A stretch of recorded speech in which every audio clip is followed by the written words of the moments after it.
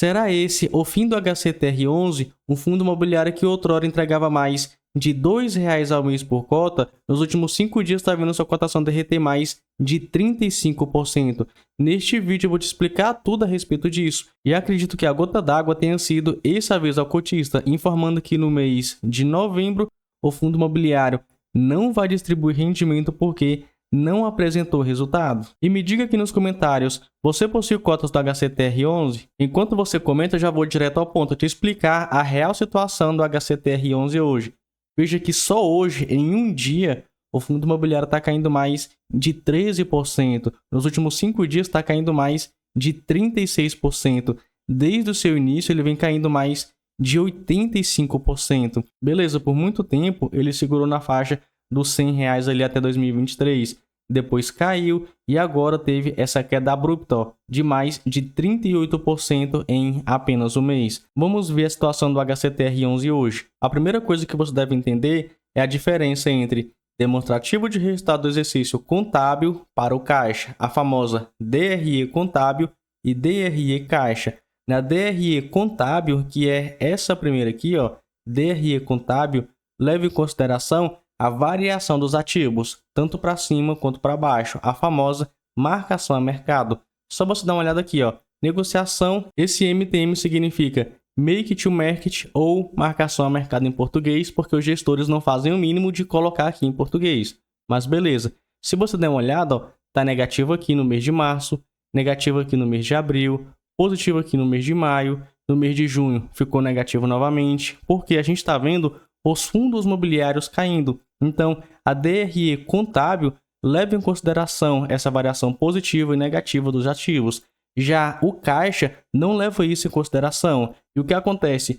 Como o fundo imobiliário HCTR11 estava tendo muito resultado contábil, ele vinha distribuindo com base no seu lucro contábil. Por isso que o fundo imobiliário, em certos momentos, chegou a pagar mais de R$ 2,00 por cota. A maré estava a favor do HCTR11.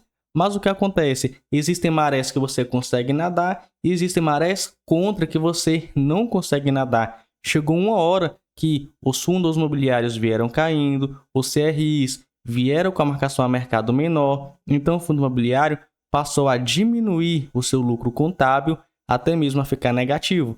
Aí ele teve que fazer o quê? Distribuir de acordo com seu regime de caixa. Aqui eu espero que você tenha entendido a diferença de contábil e de caixa. Mas agora, se você der uma olhada, você pode ver que eu peguei aqui desde março. Na verdade, eu acho que você não está nem vendo, né? Peguei aqui, desde março. Então, em março, abril, maio e junho, olha o que a gente tem na sua parte contábil. Temos aqui, cadê a sua parte? Vou pegar aqui, resultado contábil por cota. Em março, 1,08. Em abril, R$ 1,33. Em maio, R$ 1,18. Em junho, 69 centavos. Vamos continuar agora para o relatório atual, o último que foi publicado. Em julho, R$ 1,46. Em agosto, R$ 2,98 negativo. Em setembro, 1,12. Em outubro, R$ 3,07. Aí você pode estar se perguntando, Matheus, mas ele está com resultado contábil positivo. Beleza, mas olha só o que ele escreve bem aqui para a gente. A seção DRE contábil traz o resultado contábil do fundo. Então tá aqui, marcação a mercado, por exemplo, dos fundos imobiliários que o HCTR11 possui em carteira, sem efeitos da marcação a mercado dos CRIs. Ou seja, aqui ele coloca a negociação, a marcação a mercado dos fundos imobiliários, mas não coloca dos CRIs. Isso quer dizer que esse resultado aqui, que está positivo, esse aqui que está positivo, esse aqui que está positivo, pode não ser positivo se os seus CRIs estiverem desvalorizados. Então, isso aqui é um ponto. Por isso que o fundo imobiliário começou a distribuir com base no seu regime de caixa. Mas o que acontece? Se a gente vê nesse relatório, ele não coloca o regime de caixa, ele coloca fluxo de caixa. E fluxo de caixa é diferente de regime de caixa. Eu peguei essa imagem aqui do Sebrae para te explicar rapidamente como é que funciona.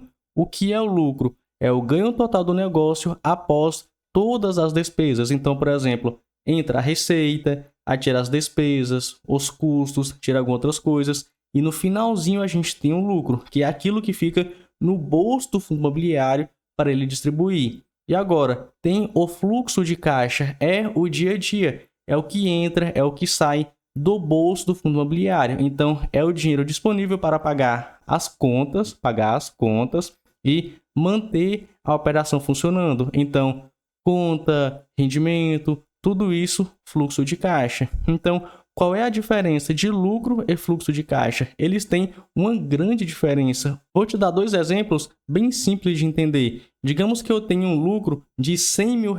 Eu peguei um ativo, vendi e tive um lucro de R$100 mil. Mas aquela pessoa que comprou aquele ativo vai me pagar depois de 10 meses. Então, eu tive um lucro de R$100 mil. Mas aquele lucro ainda não entrou no meu caixa. Então, o meu fluxo de caixa ainda é zero.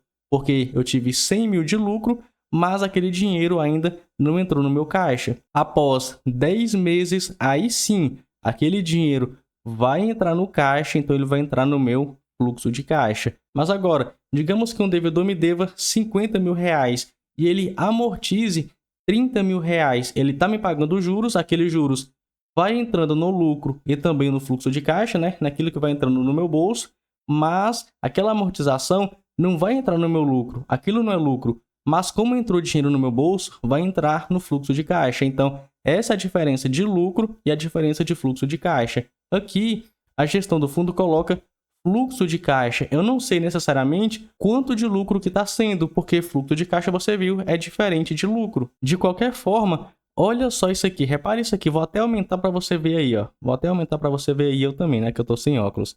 Olha só isso aqui, ó. Fluxo de caixa. Qual foi o resultado que ele teve aqui em março? Cerca de 30 centavos. Ele distribuiu 32 centavos acima do seu fluxo de caixa. E a gente não sabe o lucro que o fundo imobiliário está tendo. Agora, em abril, teve um resultado negativo. Mesmo assim, distribuiu 38 centavos. Em maio, o seu fluxo de caixa ficou positivo, 30 centavos por cota. E ele distribuiu 32 centavos. Fez isso em junho também. E se a gente olha o outro relatório, esse é mais recente, estamos pegando aqui a partir do mês de julho. Olha só isso aqui, ó.